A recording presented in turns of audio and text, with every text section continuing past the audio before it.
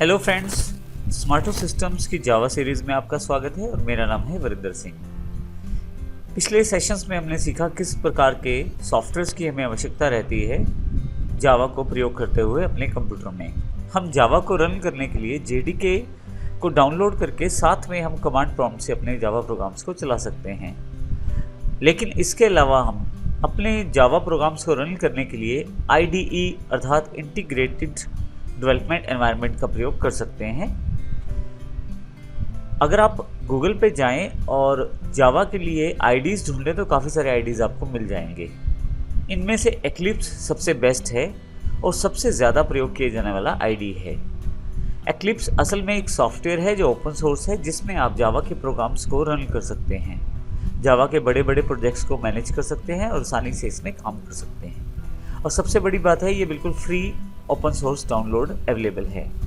जैसा कि मैंने आपको बताया, एक्लिप्स एक आईडी अर्थात इंटीग्रेटेड डेवलपमेंट एनवायरनमेंट है। तो एग्जैक्टली इंटीग्रेटेड डेवलपमेंट एनवायरनमेंट का फ़ायदा क्या रहता है? बेसिकली एक्लिप्स आपको बहुत सारे टूल्स प्रोवाइड करता है जिससे आप आसानी से अपने जावा प्रोग्राम्स को रन कर सकते हैं। हालांकि एक्लिप्स केवल जावा के लिए अवेलेबल नहीं है, ये C++, जावास्क्रिप्ट, PHP और अन्य लैंग्वेजेस के लिए भी उपलब्ध है। इसके अलावा जावा को प्रयोग करने के लिए हम जावा के ऑनलाइन कंपाइलर्स का भी प्रयोग कर सकते हैं। उसके लिए आपको केवल जावा कंपाइलर ऑनलाइन लिखना है गूगल पर जाकर। आपके पास काफ़ी सारे कंपाइलर्स जो हैं वो ऑनलाइन अवेलेबल हो जाएंगे और आप इनको डायरेक्टली कॉपी पेस्ट करके अपने कोड को अपने जावा प्रोग्राम्स को रन कर सकते हैं। लेकिन अभी इस सेक्शन में हम सीखने वाले हैं कि किस प्रकार से एक्लिप्स का प्रयोग हम करेंगे और किस प्रकार से एक्लिप्स को डाउनलोड करेंगे। तो आइए देखते हैं किस प्रकार से हम एक्लिप्स को डाउनलोड कर सकते हैं। सबसे पहले आप अपने ब्राउज़र में google.com खोल लें और गूगल सर्च में सिर्फ एक्लिप्स फॉर जावा सर्च करें। आपके पास काफ़ी सारे ऑप्शंस यहाँ अवेलेबल हो जाएंगे। आप किसी पे भी जाके क्लिक करेंगे और आपको उसके रिगार्डिंग आपके पास काफ़ी सारे ऑप्शंस अवेलेबल रहेंगे, वहाँ से डाउनलोड कर सकते हैं। मैं यहाँ सबसे पहले वाला लिंक क्लिक कर देता हूँ, eclipse ID for Java developers. अब देखेंगे कि एक वेबसाइट खुल जाएगा जिसमें डाउनलोड का ऑप्शन अवेलेबल है और साथ ही यहाँ पे राइट हैंड साइड पे कुछ लिंक्स अवेलेबल हैं। जब तक ये रिकॉर्डिंग की जा रही है उस समय तो ये सारे के सारे लिंक्स अवेलेबल हैं, अन्यथा आप थोड़ा ऊपर या नीचे की तरफ जाएंगे तो आपके पास लिंक्स अवेलेबल हो जाएंगे। इसके अतिरिक्त आप देखेंगे कि पैकेज का पूरा डिस्क्रिप्शन यहाँ दिया गया है एक्लिप्स के रिगार्डिंग।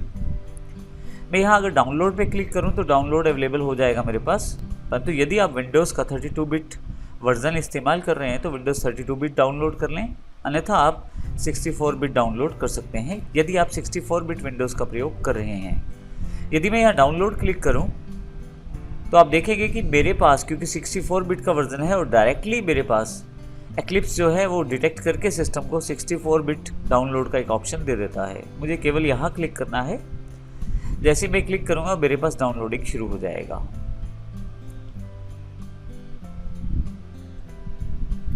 फाइनल लिंक मेरे पास आ गया है, मैं क्लिक कर देता हूँ उसे। अब यहाँ पे देखिए नीचे की तरफ मेरे पास डाउनलोडिंग शुरू हो गई है। मैंने इसे पहले से ही डाउनलोड करके रखा है तो अभी मैं इसे कैंसिल कर देता हूँ यहाँ से और मिनिमाइज कर देता हूँ। यहाँ देखिए मेरे पास मैंने पहले से इस फाइल को डाउनलोड करके रखा हुआ है। कुछ इस तरह की जिप आपके पास अवेलेबल हो जाएगी जब आप कंप्लीटली इसे डाउनलोड कर लेंगे।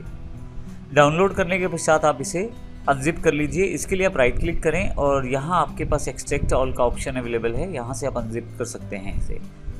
मैंने इसे ऑलरेडी अनजिप कर दिया है तो यहाँ पे मेरे पास अनजिप फोल्डर अवेलेबल है। मैं डबल क्लिक करके इसे खोल लेता हूँ, फिर से क्लिक करके खोल लेता हूँ। अब आपके सामने देखिए एक्लिप्स जो है रनेबल वर्जन में अवेलेबल है। यहाँ ये ध्यान रखिएगा कि एक्लिप्स को अलग से इंस्टॉल करने की ज़रूरत आपको नहीं है।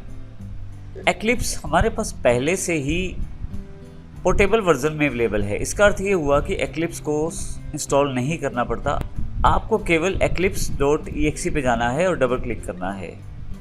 जैसे आप डबल क्लिक करेंगे एक्लिप्स आपके पास ओपन हो जाएगा। जब आप फर्स्ट टाइम एक्लिप्स को ओपन करते हैं तो आपसे वर्क स्पेस का सेटअप करवाया जाता है। वर्क स्पेस वो जगह है जहाँ पे आप अपने प्रोजेक्ट्स को स्टोर करते हैं। तो अगर आप अलग से कोई फोल्डर पहले से प्रयोग कर रहे हैं जावा के लिए तो आप ब्राउज़ करके उस पर्टिकुलर फोल्डर पर जा सकते हैं और उसको एज अ वर्क स्पेस प्रयोग कर सकते हैं। और यदि आप इसी को वर्क स्पेस मानना चाहते हैं तो आप ओके कर दीजिए इसको। कुछ बेसिक सेटिंग्स को एक्लिप्स सेटअप करेगा अपने इंटरफेस को खोलने से पहले। तो आप देखिए कुछ सेटिंग्स यहाँ पे एक्लिप्स के द्वारा की जा रही हैं। अपनी सेटिंग्स को पूरा कंप्लीट करने के पश्चात यहाँ पे एक्लिप्स जो है ओपन हो जाएगा।